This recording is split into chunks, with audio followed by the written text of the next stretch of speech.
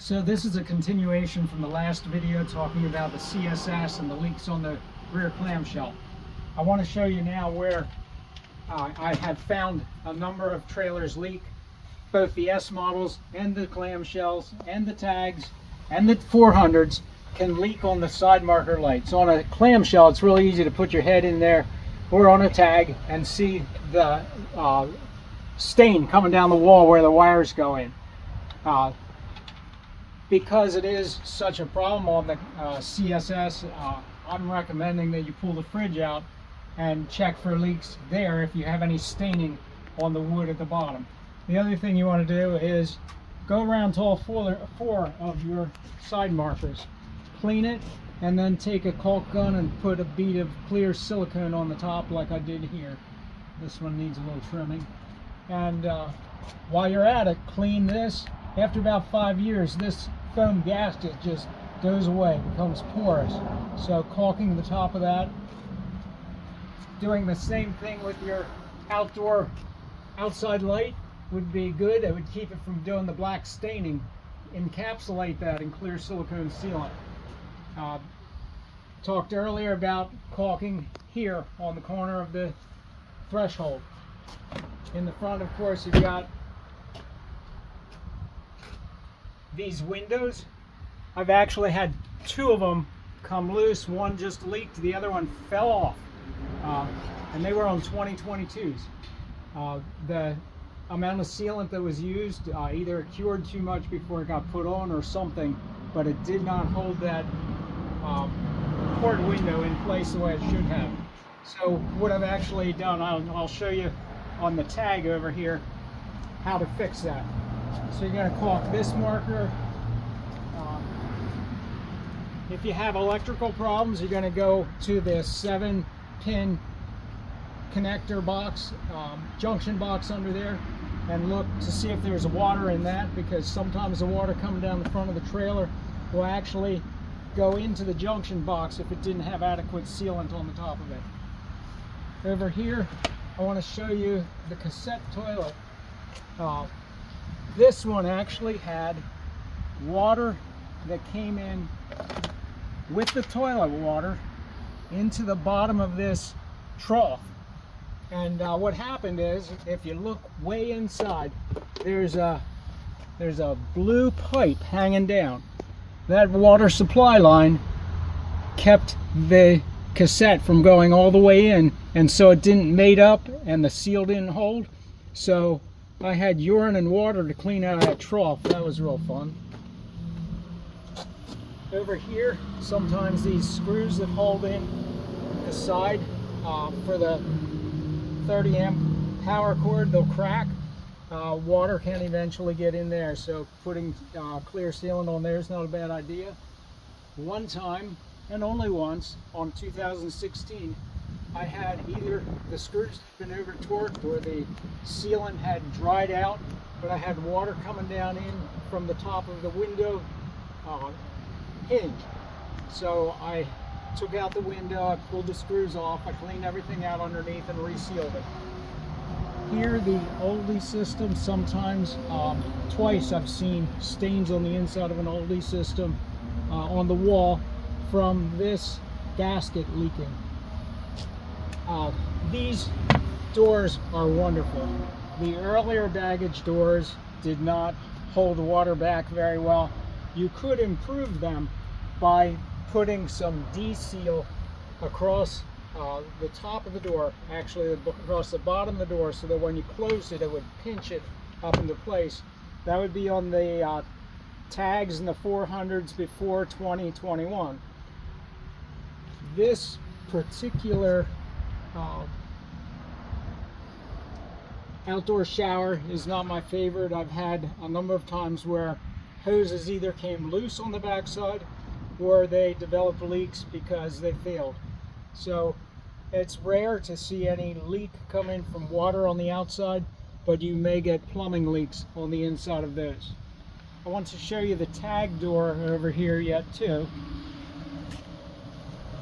Sometimes when you get a leak on a tag door, there's not any good way to fix it except to bend the door And even then, because it's hanging low on the hinges, you might have to take a piece of this D-seal, which is pretty much the same stuff that's here. This one actually has a little spine on the side.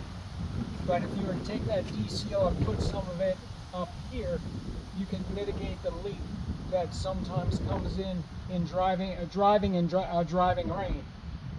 So you see there's a gap at the bottom here. That's intentional so that water that goes down can drain away. This is the inner seal, but this is tapered so water would run away. If you have a problem with moisture getting in your tag doors in a driving rain, stack your mattresses by all means and just deal with it that way, because it's a great door as compared with what little guys used to be, but it still has some potential for leaks in a driving rain. Here I'm showing you how to fix that leak or the deteriorating sealant on your port windows. If you take 1/4-inch tape, you can do a nice job creating a conformity, and then take your silicone and caulk it on there in a nice bead, and then take your trowel and follow it around, pull the tape off, and it'll look like a pro. Did it. So earlier I talked to you about the cassette toilet. If a person looks down their cassette toilet, they should be able to see a perfectly centered seal below the toilet. Of course, I have the cassette out right now so I can see right down to the bottom. You know you're not going to use the toilet when it's like that, right? Not unless you put a bucket under it.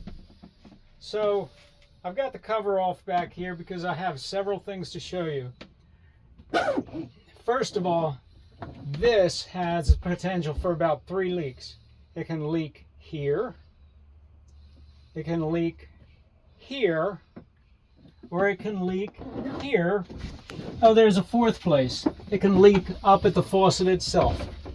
So you want to be paying attention to this when you're using it, that you don't accidentally unwind it and put it back, because the next time you use it as a sink, it's going in the front of the trailer, and when you walk outside and see water dripping, you're going to wonder what happened.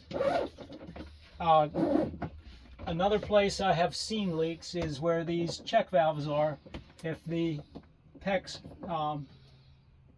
fitting is not tight, or if you have a plumbing problem behind here, or if this drain pipe is misaligned and leaks, you're going to have a situation with water coming out the front. Sometimes the leak is because of a misalignment here or the lack of a gasket. One of the ways to fix that, if you just can't seem to get it right and the misalignment is slight, clean everything, make it dry, put silicone sealant on it, put it back together, leave it for 24 hours, come back and it'll be good. Another problem that I see down here though is on twice I've had this happen behind the toilet here. The pipe has actually broken because of rigidity, movement as you go down the road. It actually cracked the pipe, and the answer that I gave to that was to change out the piece that was broken and put a rubber coupling in between so it could flex. I also did that on the gray tank. Back here, the gray tank pipe for your kitchen sink comes in right here. I haven't had anything 21 or newer with the broken pipe because I think there's more flexibility built into it. But the earlier ones were very rigid and they would break right off at the top of the tank. So what you needed to do was cut the pipe back here, unscrew that fitting from the tank, and then change it out to new piping and put a flex coupling right there. And that gave you the flex that you needed so it wouldn't break off at the tank. I don't know if it was a cause of the tank moving, or if it was just too rigid and the body was shifting, but that's how you fix it. While we're looking in here, I want to talk about the back side of your Nautilus. The Nautilus, for the past 3 years, has been very trouble-free in terms of leaks. When the fittings are tightened, they're tightened finger tight plus a quarter turn is what it says in the Nautilus book. And I've found them to be consistently that way for the past 3 years.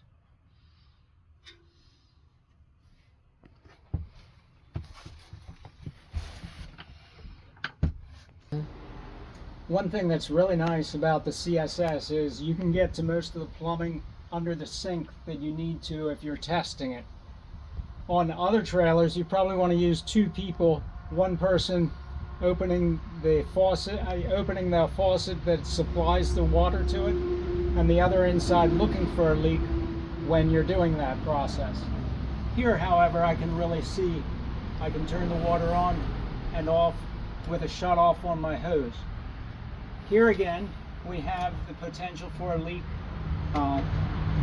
Every now and then something will loosen up. You might have to check to be sure it has a good gasket in, or the gasket hasn't shifted, or add sealant and let it cure.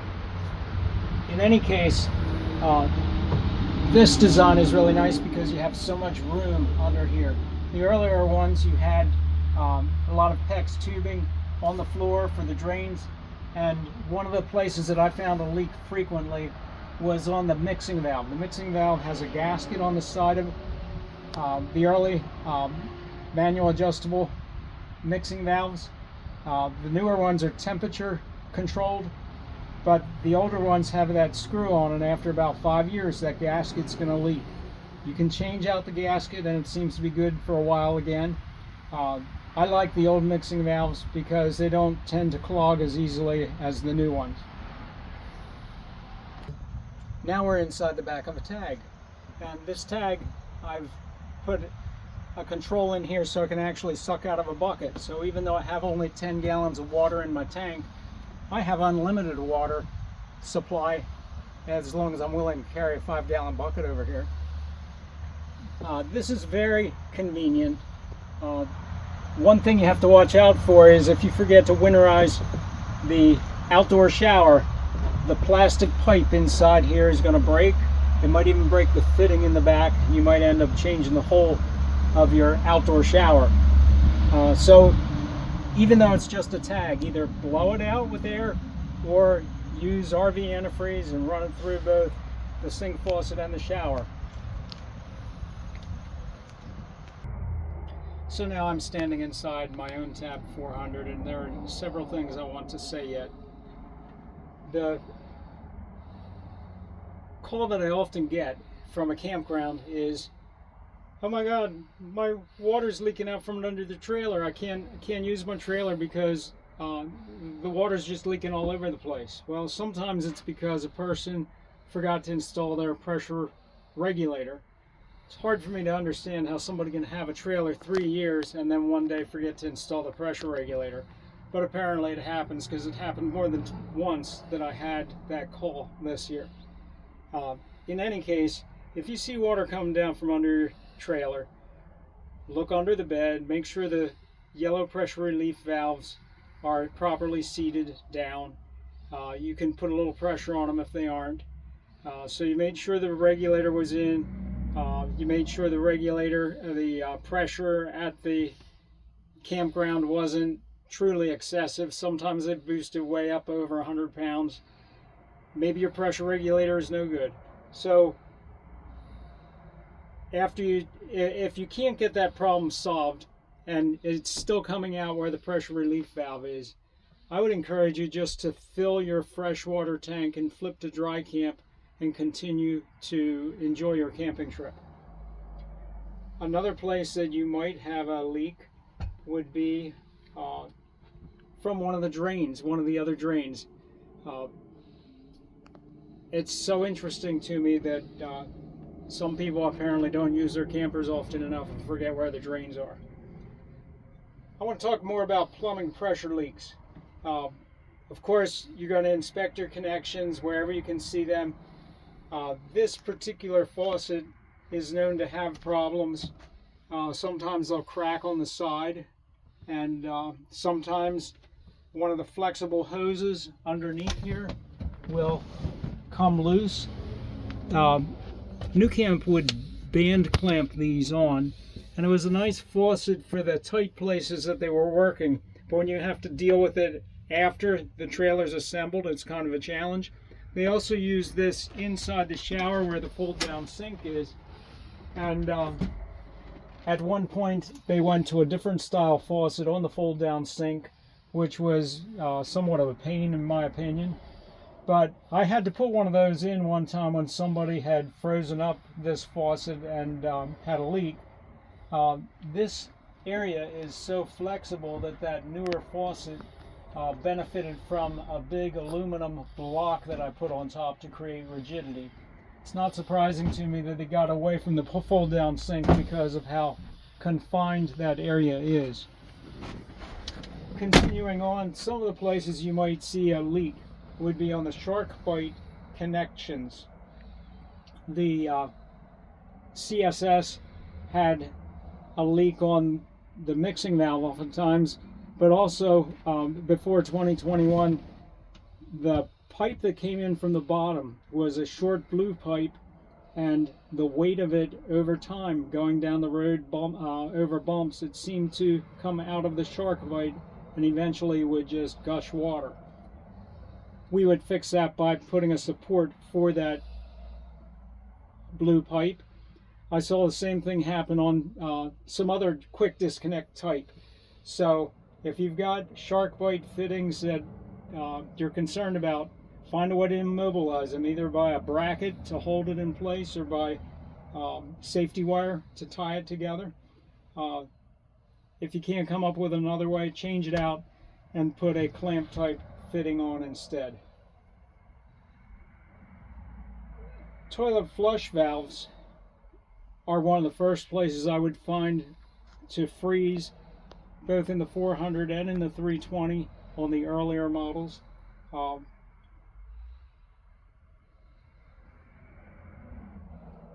Plumbing drainage leaks on a 400. On occasion, I've found that we have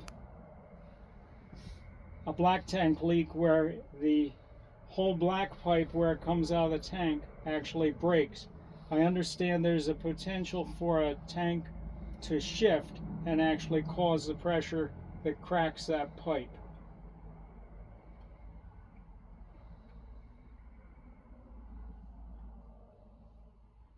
The 400 with the Nautilus, the early Nautilus, I'm talking 21, 22, especially 2021, I had a whole bunch of black tank leaks from the backside of the Nautilus where the fitting had not been completely tightened. So if when you have your black tank flush hooked up, you see water coming out of the side, you want to run around to the inside of your bunk here and look for that leak. I'll show it to you right now.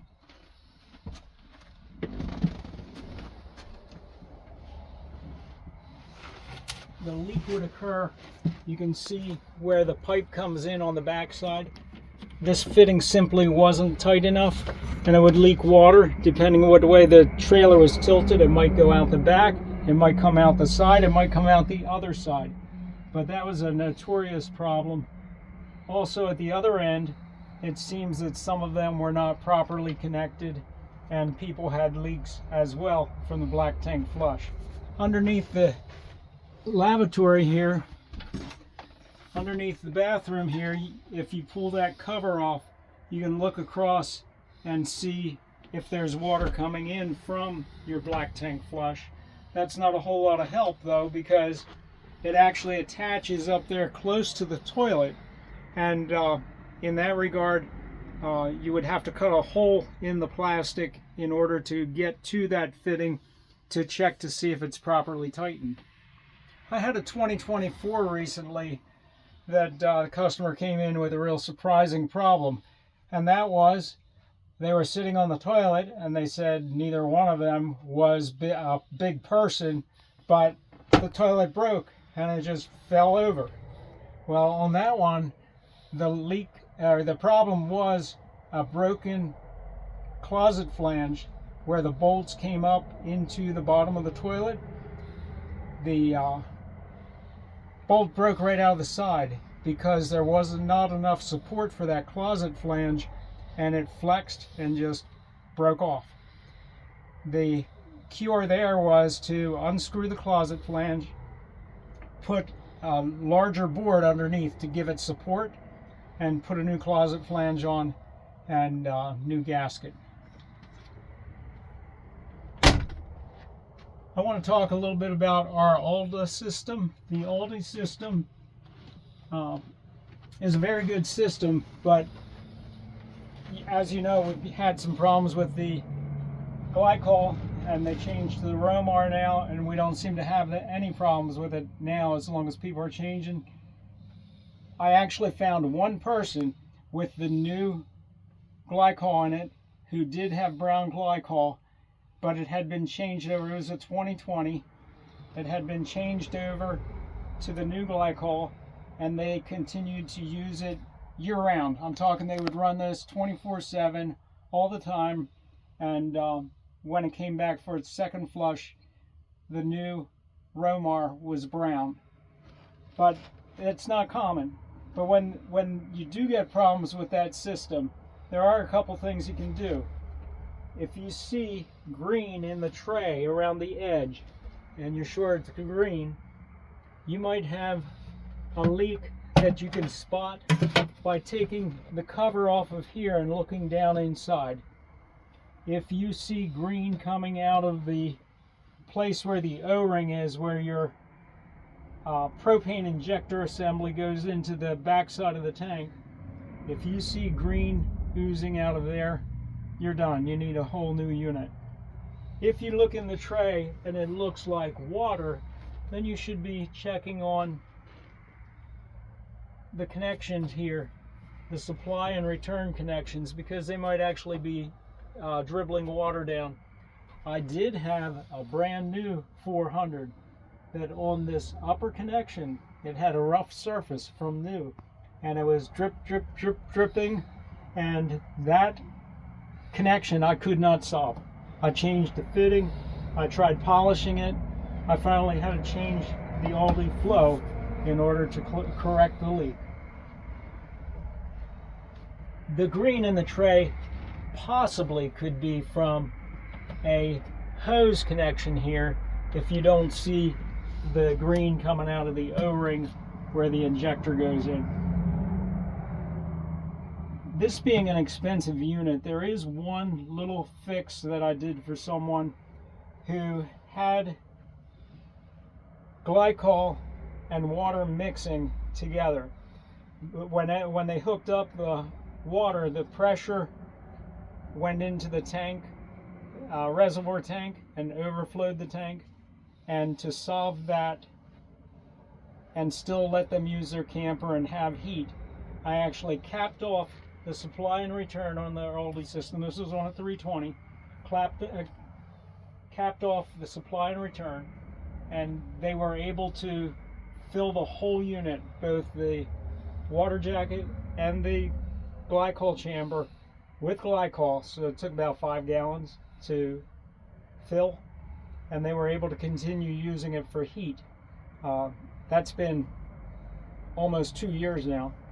So what they did for hot water, they got one of those standalone units from Jalka to set outside, and then I put a fitting in the outside so they could plumb their hot water from the Jalka. Well, that's all I have for you today. I look forward to continuing with videos and letting you know some of the tips and tricks that I have as we take care of our NuCamp campers.